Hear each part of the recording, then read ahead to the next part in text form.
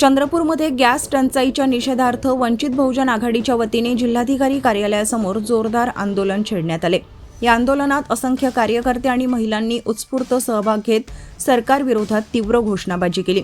Gas cylinder मिळत नसल्यामुळे संतप्त झालेल्या महिलांनी थेट आंदोलनस्थळी चुली पेटवून भाकऱ्या बनवत अनोख्या पद्धतीने निषेध नोंदवला। कब मिलेगा सिलेंडर अशा घोषणांनी परिसर दणाणून गेला। या आंदोलनातून गॅस टंचाईमुळे निर्माण झालेल्या गंभीर समस्यांकडे प्रशासनाचे लक्ष वेधण्यात आले।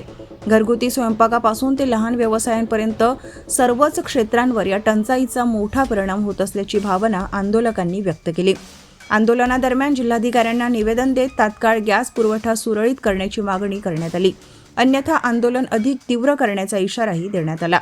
या आंदोलनात राज्य कार्यकारिणी सदस्य कुशल मेश्राम, जिल्हाध्यक्ष पश्चिम प्रकाश तावडे, महिला आघाडी जिल्हाध्यक्ष कविता गौरकर, महानगर अध्यक्ष तनुजा रायपुरे यांच्यासह बंडू ठेंगरे, सुनील काटकर, विद्याधर लाडे, बुधप्रकाश वाघमारे, अलका मोडघरे, मोनाली पाटील, सपना कुंभारे, सुधाकर पाटील, कविता अलोणे, संगीता अलोणे, सुभाष थोरात, सुभाष डोलने, डॉक्टर सहारे, रूपचंद निमगडे, वैशाली साव, विजय पाटील, प्रेमदास मेश्राम, निशा ठेंगरे, राजू कीर्तक, प्रोफेसर नितीन रामटेके आदींसह वंचित बहुजन आघाडीचे पदाधिकारी आणि कार्यकर्ते मोठ्या संख्येने उपस्थित होते।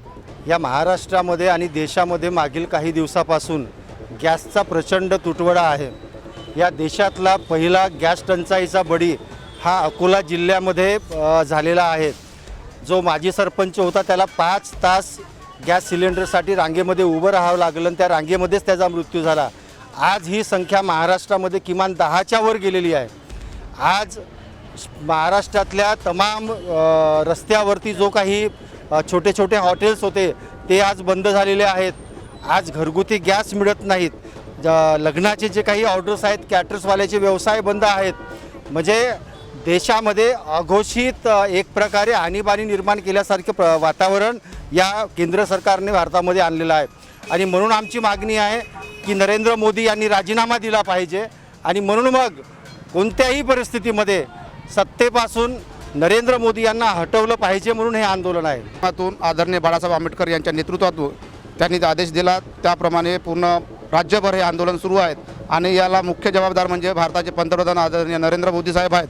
कारण ते जे आखाती देशामध्ये युद्ध सुरू आहेत त्याच्यामध्ये इराण आणि अमेरिकेचं युद्ध जास्त जोराचं सुरू आहे आणि आपल्याला इराणमधूनच सिलेंडरचा इथं पुरवठा होतो।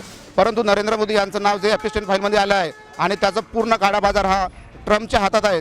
ट्रम्प ज्या प्रकारे नरेंद्र मोदीला ऑर्डर देतो त्या प्रकारे हा वागत आहे। त्याच्यामुळेच आपल्या इथे सिलेंडरचा तुटवडा कमी होत आहे। म्हणून त्यांनी सर्वात प्रथम राजीनामा द्यावा आणि आपल्या देशाला म्हणजे जे वाचवावं आणि सर्वांना सिलेंडर देऊन म्हणजे सर्व सोयीसुविधा पुरवण्यात याव्या, यासाठी हे आंदोलन आहे। नरेंद्र मोदीमुळे आली आहे, कारण का नरेंद्र मोदींनी उज्ज्वला गॅस सर्वांना घरोघरी दिल्या आणि आज अशी परिस्थिती केली आहे का त्या परिस्थितीमुळे आज आम्हाला चुलीवर भाकरी बनवून कलेक्टर ऑफिसमध्ये कलेक्टर मॅडमला द्यायची आहे। जे काही आधी महिला चुलीवर करतात सवय झाली होती ती सवय मोडून कुठंतरी दिशाभूल करून उज्ज्वला ही 100 रुपयात दिली आणि 100 रुपयात दिल्याच्या नंतर आज 1000-1200 नेऊन ठेवली। आज 1000-1200वरती महिला घ्यायला तयार असताना सुद्धा आज महिलांवर अशी वेळ आली आहे की आज सिलेंडरच्या लाईनमध्ये लागून सुद्धा सिलेंडर मिळत नाही। आज धुवा डोळ्यामध्ये जाऊन आम्हाला या भाकरी बनवून द्यायची परिस्थिती आमच्यावर निर्माण केलेली आहे। मी कलेक्टर मॅडमला देणार आहोत आणि कलेक्टर मॅडमनी हे मोदीपर्यंत पोहोचवलं पाहिजे का जे तुम्ही उज्ज्वला गॅस दिली आहे ती फसवणूक केली आहे सर्व महिलांची। मग ही फसवणूक दूर करून आम्हाला आमच्या जी काही आधी 350 रुपयामध्ये जे गॅस सिलेंडर आम्हाला मिळत होतं ते आम्हाला परत देण्यात यावं बा।